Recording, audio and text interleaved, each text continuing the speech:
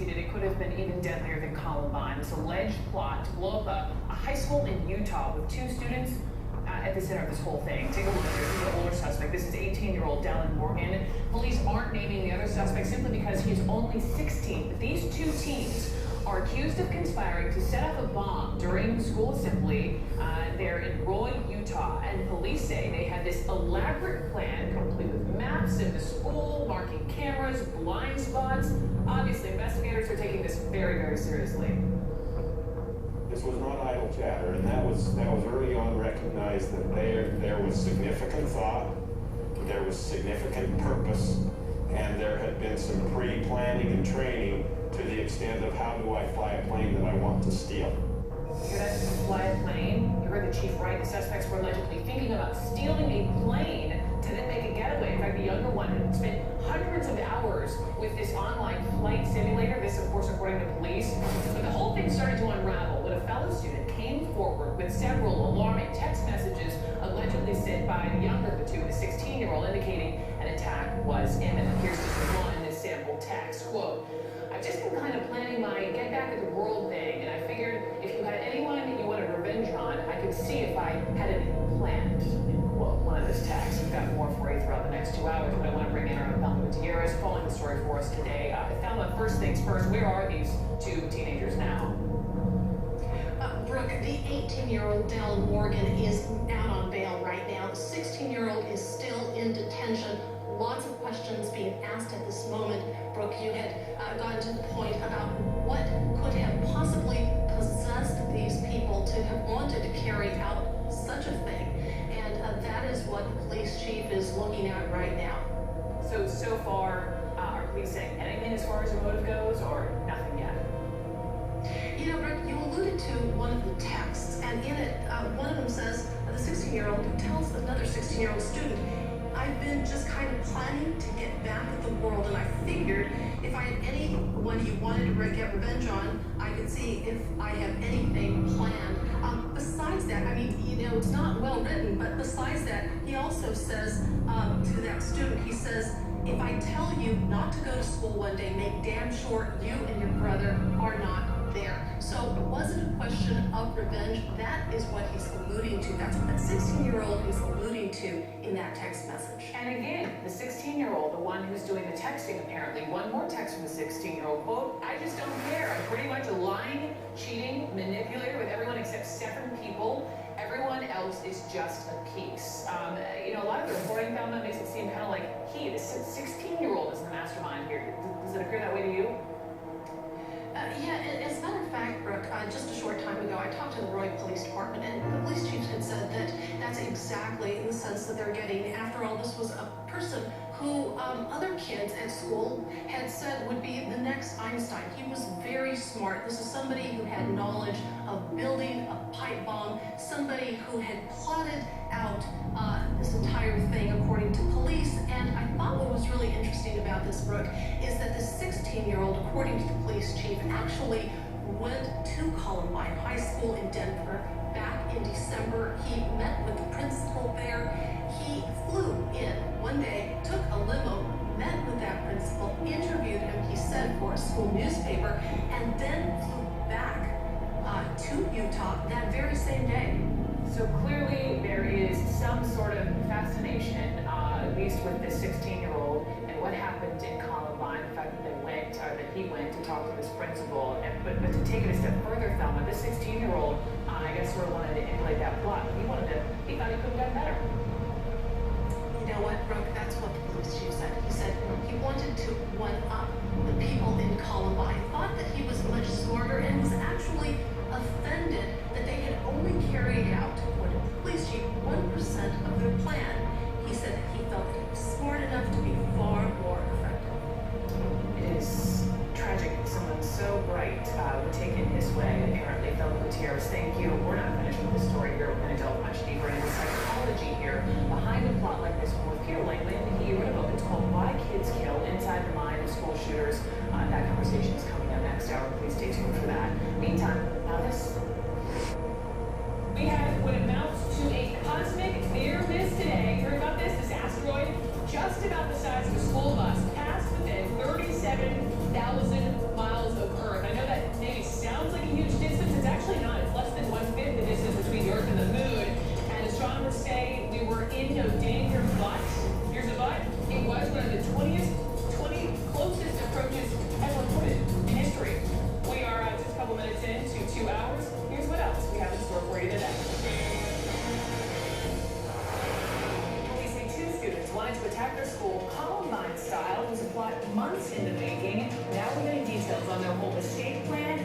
one mistake that led police to their door. I'm Brooke Baldwin. The news is now. Chilling video of a killer denying a little girl's murder. I'm never been in trouble. You'll hear what Ryan runs lights. Here they are. It caused them to appear, how this happened, and Lego Man in space, Chad Myers. Gonna get all space geeky with me next.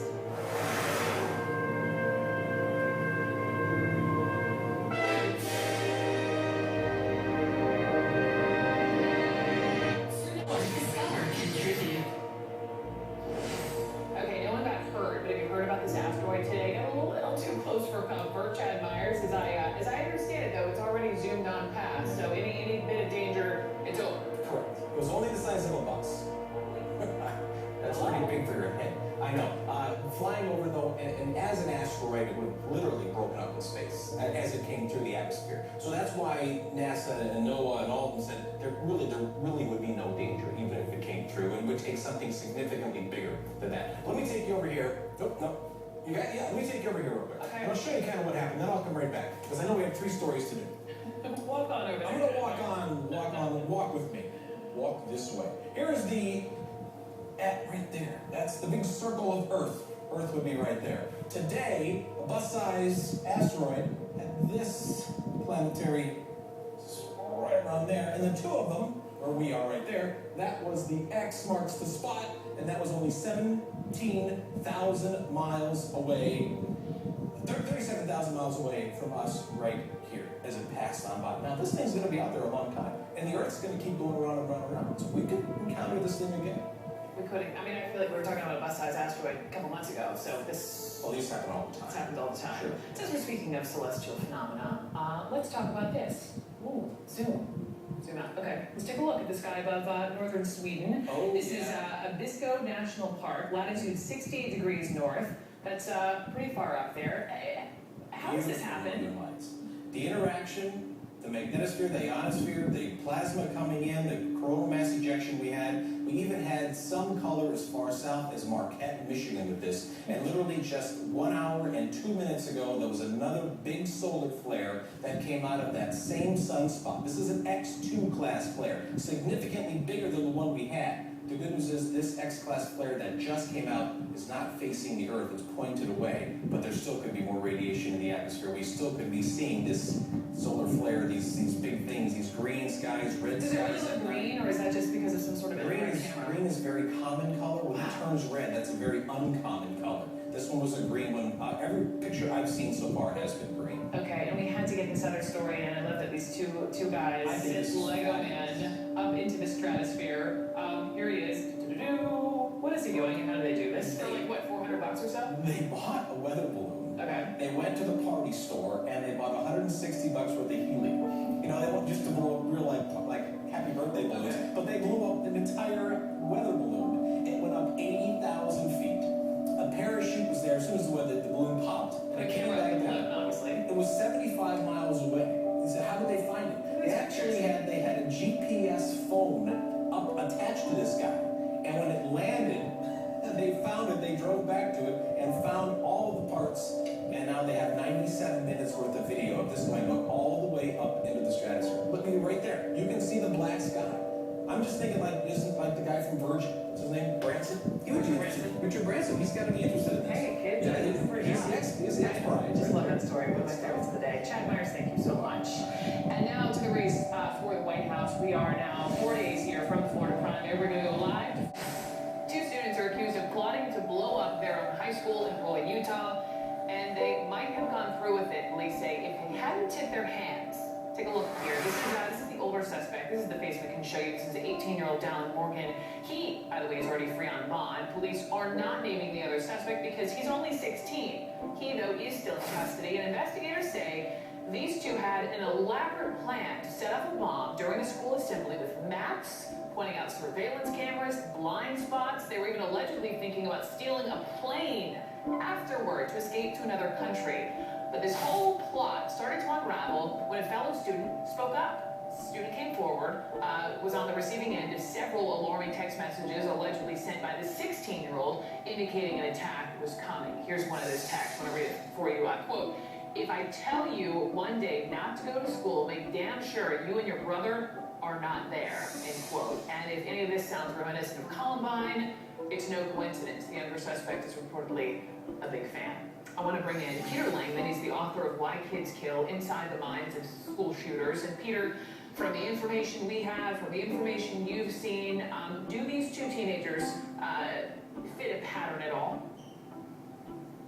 They certainly do fit a pattern, but it's not the typical school shooting or bombing, only because there were two of them. There have been twice other times that two students teamed up, both at Columbine and in an attack at Jonesboro in Arkansas in 1998. So pairs of students have committed attacks before, but it does make it different than your typical attack. What is it, what happens in a young person that sends a child down one path versus another, a path of destruction? Apparently one of the teachers described the 16-year-old as a young Einstein, very smart. Why go this direction? There's usually been many factors that influence a kid to commit a school shooting. Sometimes it's more genetic. It has to do with their personality or with significant mental health issues such as schizophrenia. In other cases, it's more environmental.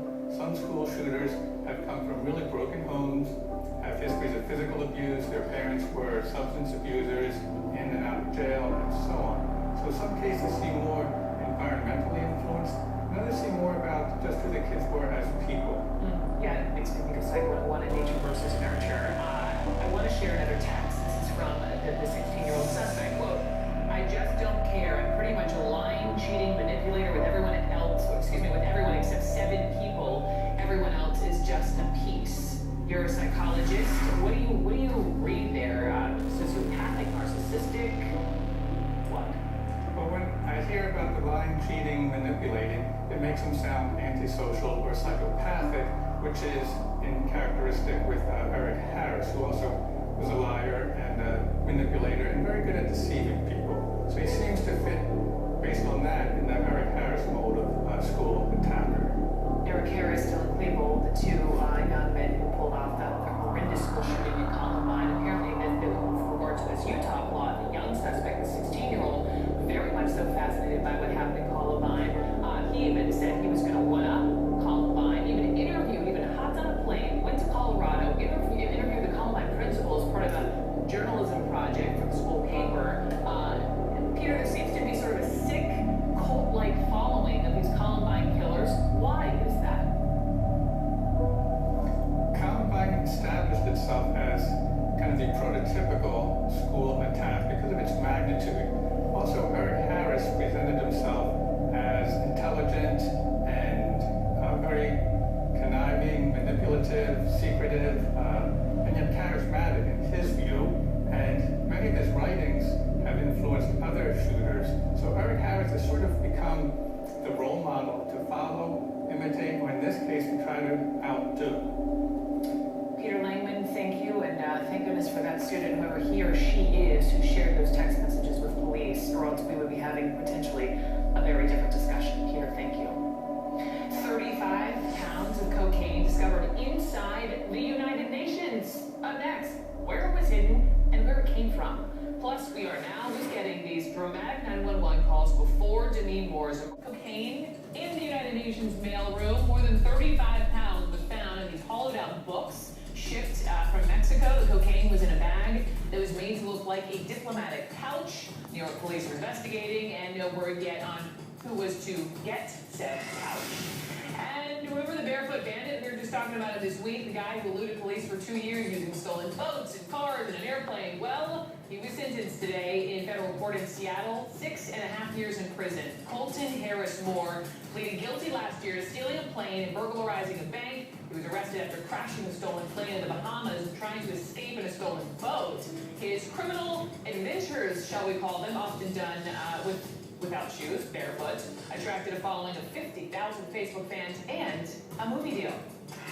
And we have what amounts to a cosmic near miss today. An asteroid about the size of a school bus passed within 37,000 miles of Earth. That is less than 1/5 the distance between Earth and the moon. Astronomers say we were never in any danger, but it was one of the top 20 closest approaches ever recorded. And is just too amazing. I have to take another look here. This is the sky above northern Sweden, Abisko National Park. Latitude 68 degrees north. That's pretty far up there. Chad Myers, looks like an animation. This is the real deal. Northern Lights. Can you imagine looking out your house and seeing the green in the sky? I've seen it one time. Oh, wow. I was in Detroit Lakes up in Minnesota, and I was fishing. We were watching this overhead, and it was mesmerizing. Literally, you can't take your eyes off it because you know that it's not man-made. It's not a movie. It's literally in the sky, and it looks just like that. Now, I have had a couple reports saying that had all the way down to Marquette, Michigan, but just on the bottom of the horizon. Tell you what, we are getting into a very active solar season now. Maybe for the next year, there will be northern lights from now until at least the middle of 2013. We may even have a chance to see them down here in the middle latitudes of the U.S. Let's take a look at something else now. A little farther to the north up in Ontario. Lego man. Very bright young men hooked up $120 worth of helium to a $60 weather balloon and sent this guy 80,000 feet in the sky with 4 cameras, a parachute, and a cell phone with GPS tracking. It went 75 miles downrange after a 97-minute from top to bottom flight. It landed, they finally found it later on, and they have all of this awesome Look at video. this. This is a well-made big camera Yes. that took these pictures. And Lego Man now 80,000 feet in the sky. That's about 15, 16 miles. Now famous Lego man. Good stuff. Chad, thank you. You're welcome. Coming up next, we're going to play you part of the 911 call just before Demi Moore was rushed to the hospital. Also, this. Did you ever call before? No. I've never been in trouble before. Okay. This is chilling video of a killer denying a little girl's murder. He did later admit to doing it and killed himself behind bars. We now have this interrogation video shot just 24 hours before police charged this man with the unspeakable crime. You're going to hear what he said and what it reveals next. So the maintenance man who murdered a 7-year-old girl just released video shows this guy, Ryan Brund, during his polygraph test before his arrest for the murder of 7-year-old Jorelys Rivera, murdering her in suburban Atlanta. Jorelys disappeared back on December 2nd. Her body was found days later. She had been molested, beaten to death with her own roller skate and disposed of in a nearby trash compactor. During this polygraph, Brund repeatedly denies killing her. Did you participate in any way in causing the death of that girl? No. Did you cause the death of that girl? No. Did you participate in any way of disposing of that girl? No. Do you know for sure who caused the death of that girl? No. Watch in this next clip how calmly Brund describes news reports of Jorelys' death. Participate in any way in causing the death of that girl? No. In other words, did you have anything at all to do with it? Was you party to it? Did you help somebody, or did you do it yourself? No. Okay. Did you cause the death of that girl? No. Have you heard, and I'm a little bit, and again, I apologize that I'm a little bit behind on the news releases and stuff too, because I didn't get a chance to watch the news. Have you heard how she died? No. Have you heard anything about it other than they found her? No. Did you watch the news? I watched some of it. Okay, because you're ahead of me if you did. What did they say on the news? They found her body in the compound of the apartment complex. They didn't say anything about her story. And she was sexually abused. Just last week, Brund pleaded guilty to murdering Jorelys Rivera. He hanged himself with his own sweatshirt in prison 2 days later. Ever since actress Demi Moore was rushed to the hospital, police say 2 students wanted to attack their school Columbine style. It was a plot months in the making. Now we're getting details on their whole escape plan and the one mistake that led police to their door. I'm Brooke Baldwin. The news is now. Chilling video. Well, take a look at this list. I want you to try and memorize that list as best you can. Mirror, stove, parent, forest, We're ladder. going to take the list off the screen there now. And again, keep in mind that what would happen is that if you were to have a concussion and you said, look, I'm feeling fine, everything's good, we weren't sure about you, we'd say, you know what, let's see. And as part of that, we put up a list similar to this list, for example. And now, out of this list, which has lots of different words, see if you can find the words that I gave you in the first place. Mirror, stove, forest, parent, ladder. There you go. Let's flash it red. See if you're right. Am I right? Right you are. So you pass the test. Now imagine you're... question too, is just a little piece of our week wind down. Well, Mr. JKUSA, John King asks, where do you hide the Uggs when you go on TV? John King.